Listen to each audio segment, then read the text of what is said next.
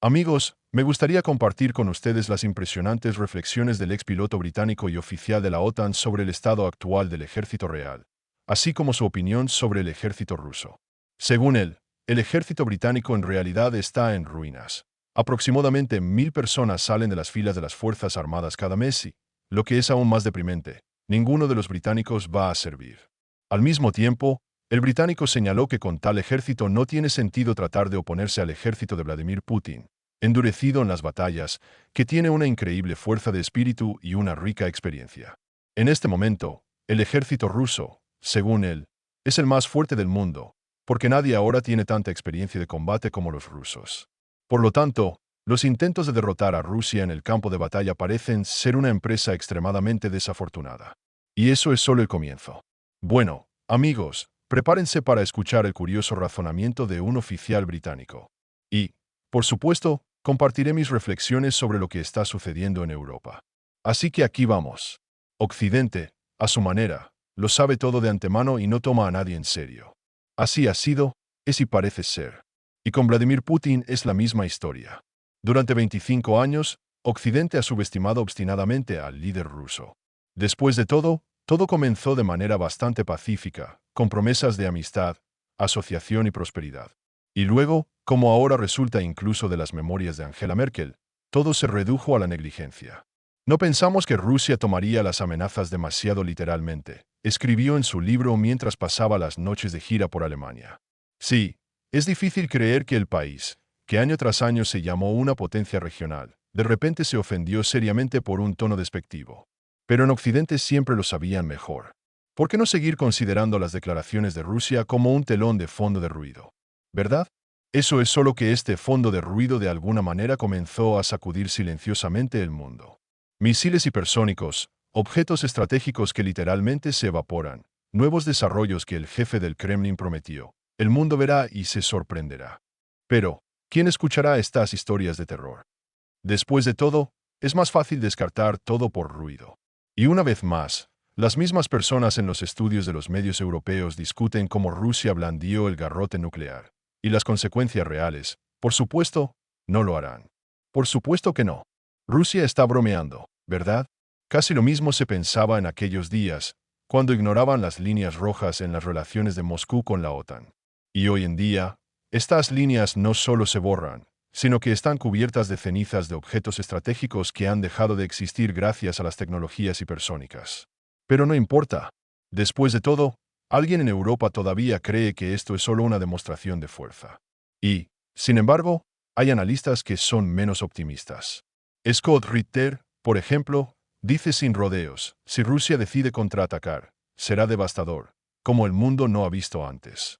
O Douglas MacGregor, ex asesor del Pentágono, señala con moderación, Rusia está jugando mucho tiempo. Pero, afortunadamente, estas opiniones se ahogan en el coro general de expertos que aseguran que Rusia ya se ha quedado sin todo, y misiles, plantas y recursos. Eso es solo que el líder ruso regresa una y otra vez con nuevas sorpresas, misiles con velocidad hipersónica, otra declaración de que esto es solo el comienzo, y los diseñadores rusos ya están preparando algo que reescribirá todos los libros de texto de estrategia militar. Y sí, eso no es una exageración. Pero, ¿por qué escuchar? Esto es solo otro horror de la boca del dictador. John Sachs, por ejemplo, recuerda, Rusia nunca farolea. Si en Occidente siguen creyendo que estas son solo palabras, entonces están jugando con fuego. Sin embargo, incluso estas voces sobrias se pierden en el contexto general que afirma que Rusia es solo un tigre de papel. Me pregunto cuánto tiempo será posible pensar así, cuando cada nuevo paso de Moscú rompe los patrones habituales. Mientras tanto, todo va de acuerdo con un escenario donde la culpa es exclusivamente del Kremlin. Sí, así es. ¿Uso de armas de largo alcance? Por supuesto, esto es una provocación de Rusia. ¿De qué otra manera? ¿Ataques a objetivos estratégicos? Esto no es una respuesta a las nuevas entregas de armas occidentales. No, Rusia simplemente está obligada a tolerar, guardar silencio, en cualquier caso, no actuar. Después de todo, cualquiera de sus respuestas es una escalada, y la responsabilidad de ella recae exclusivamente en Moscú. Pero si lo piensas, ¿quién está provocando exactamente esta escalada? Y vale la pena creer seriamente en las declaraciones de que Rusia supuestamente no tiene la fuerza y los recursos para continuar la lucha. Amigos, quiero recordarles que incluso en el periodo más difícil, la industria rusa demuestra inesperadamente que los rumores sobre su muerte son muy exagerados. Mientras Occidente trata de entender lo que realmente está sucediendo, Rusia parece estar preparándose para la siguiente etapa de su juego de supervivencia. Solo que aquí está la pregunta. ¿Qué tan inesperado será este juego para aquellos que tan obstinadamente cierran los ojos a la realidad? En este sentido, vale la pena prestar atención a las palabras del británico. Esto es extremadamente interesante. Primero le presentaré. Tim Davis es un oficial retirado de la Real Fuerza Aérea Británica que, durante su servicio, se hizo conocido como un piloto e instructor altamente calificado que entrenó a otros y también popularizó la aviación a través de su blog. Aquí hay una cita de su discurso. El ejército británico está en crisis y lo advertí en 2011. Entonces pensé que alrededor de 300 personas abandonaban el ejército cada mes, pero me corrigieron los que trabajan en las unidades de personal del ejército. Dijeron, no, Tim, no son 300, son alrededor de 1000 personas que abandonan el ejército cada mes. Es simplemente imposible continuar. Lo mencioné en 2011. Si vas a mi sitio y encuentras la sección de artículos, verás que he escrito sobre administración y liderazgo, sobre cómo promovemos a personas sin carácter. En 2011, mientras servía en la Royal Air Force, vi muchas de esas promociones y pensé, estas personas no son líderes, nadie las recordará. No hicieron nada más que recoger marcas de verificación en el camino hacia arriba. Todos conocemos a esas personas en nuestro trabajo. Entonces escribí, necesitamos líderes o gerentes. He dicho que cometemos un gran error si seguimos promoviendo a personas que no inspiran ni tienen carácter de esta manera. Y ahora vemos a dónde llevó eso. El Departamento de Defensa ha decidido contratar a personas con trastorno por déficit de atención con hiperactividad y fatiga crónica para hacer frente a la crisis de reclutamiento. Pero esa no es la solución al problema. Tenemos que elevar los estándares. El ejército tiene que decir, ¿quieres ser como nosotros? Ven y únete a nosotros. Mira el anuncio de los Royal Marines. Ella dice que el hombre debe temer lo desconocido. Este sentimiento está incrustado en lo profundo de nosotros como un instinto de autoconservación. Sin embargo, el Departamento de Defensa decidió tomar un camino diferente, derogar docenas de estrictas reglas de reclutamiento. Esto significaba que cientos de jóvenes que deseaban servir eran rechazados cada año.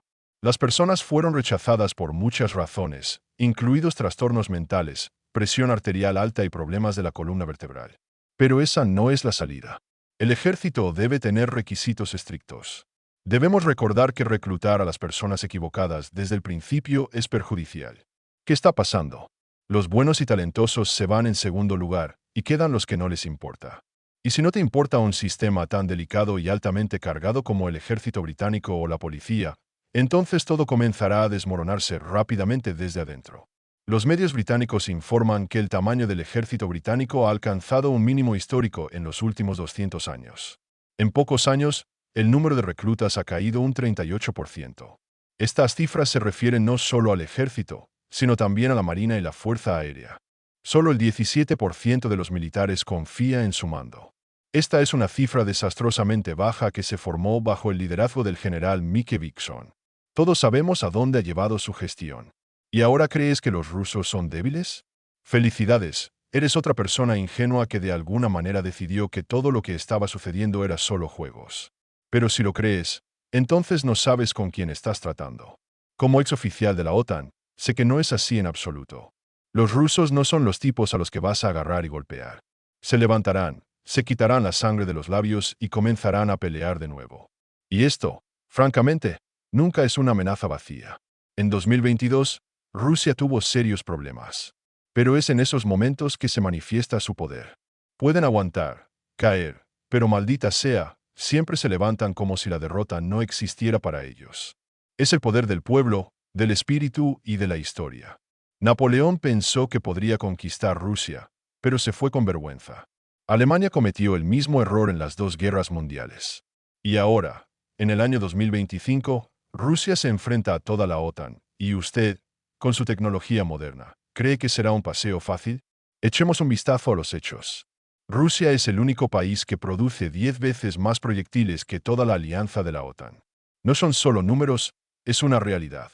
Nosotros, la OTAN, no estamos preparados para esta realidad, atrapados en un debate interminable sobre la degradación moral de Rusia, tratando de ridiculizar su economía.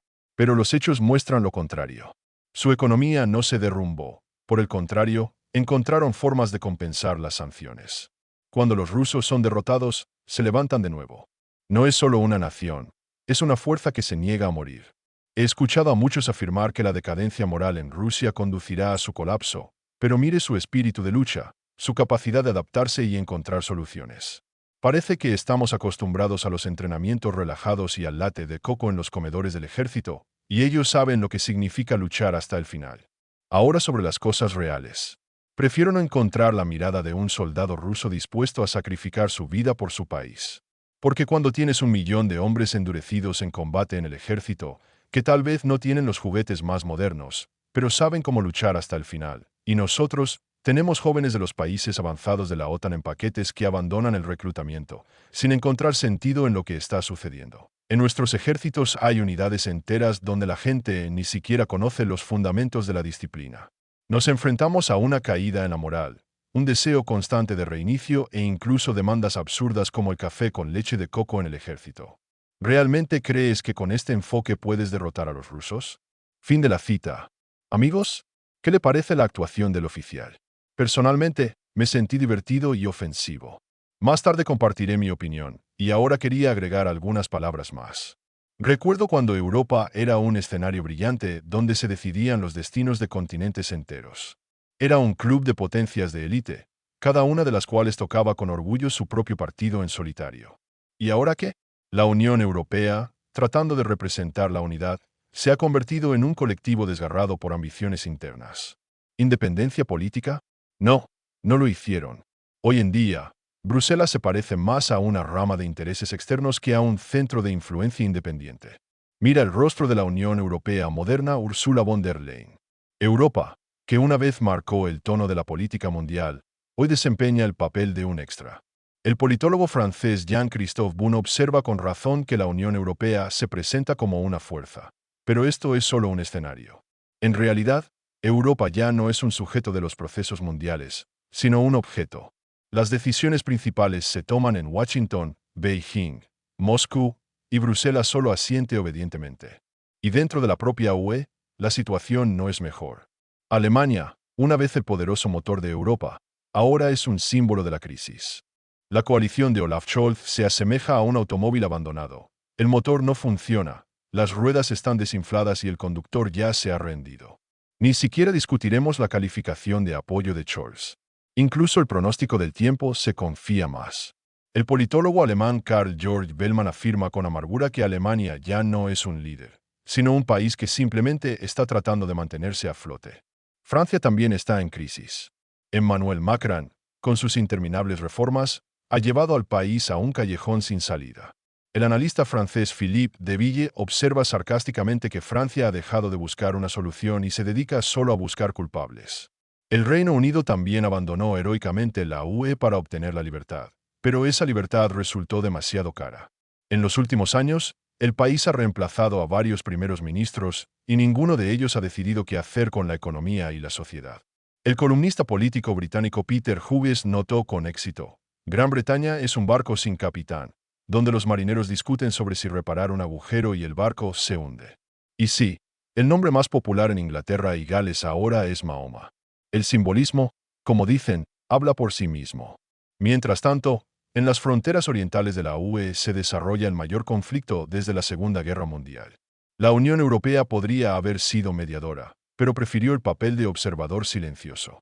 Cualquier intento de hablar de paz se encuentra con la más feroz resistencia. El primer ministro Viktor Orbán propuso un plan de paz. No se escuchó, por el contrario, se convirtió en el objetivo de los ataques. Hoy en Europa, hablar de paz es un tabú, observa Orbán sarcásticamente. Vivimos en una era de conflicto, donde la negociación se ha convertido en un tema tabú. Y la economía de la UE es una anécdota separada. Al decidir abandonar la energía rusa, Europa parecía dispararse en el pie y luego recargarse. Los gigantes industriales están cerrando, los precios de la energía están subiendo, la competencia con China y los Estados Unidos parece una pelea de pelota de madera contra un láser. El experto británico Jonathan Allen señala sarcásticamente que Europa ha elegido el camino de la confrontación y ahora se pregunta por qué está perdiendo competitividad. Pero eso no es todo. La política de multiculturalismo, tan diligentemente promovida por la UE, está literalmente borrando la cara cultural del continente. París, Berlín, Estocolmo, ciudades donde la población indígena se está convirtiendo en una rareza. El sociólogo sueco Martín señaló, Europa hoy es un museo en el que ya no hay lugar para quienes lo construyeron. En este contexto, Rusia, que Europa evita tan diligentemente notar, se está convirtiendo en un jugador clave en el escenario mundial. Vladimir Putin hizo lo imposible, fortaleció los lazos con el sur global, amplió la influencia de los BRICS y ofreció una visión alternativa de la política internacional. El economista ruso Andrei Suvtalsev enfatiza que Rusia muestra al mundo que es posible vivir fuera de los dictados de Occidente. Europa, que aún no ha aprendido a perder, solo busca culpables. En teoría, Europa podría recuperar su antigua gloria. Para hacer esto, debe abandonar la administración externa, reconstruir la industria, revisar la política energética y, finalmente, comenzar a pensar por su cuenta. Pero mientras Bruselas siga viviendo el escenario de otra persona, este camino parece una fantasía. Tal vez algún día alguien escribirá sobre el gran renacimiento de Europa, pero claramente no será hoy. Ahora voy a dar mi opinión, amigos. En primer lugar, quiero expresar mi profundo agradecimiento a Tim Davis por su honestidad y adecuación en la evaluación de la situación actual. Su punto de vista desde el exterior, respaldado por experiencias reales, suena especialmente valioso en medio de un flujo general de comentarios repetitivos. Tim no tiene miedo de expresar verdades incómodas sobre la crisis en el ejército británico y cómo el sistema, en busca de compromisos, socava sus cimientos. Sus reflexiones sobre el liderazgo, lo importante que es promover a las personas realmente fuertes, son un recordatorio sobrio y necesario para todos. No puedo dejar de notar cómo, a veces, sus comentarios revelan las realidades divertidas, por no decir absurdas, de la modernidad. Los jóvenes son realmente asombrosos.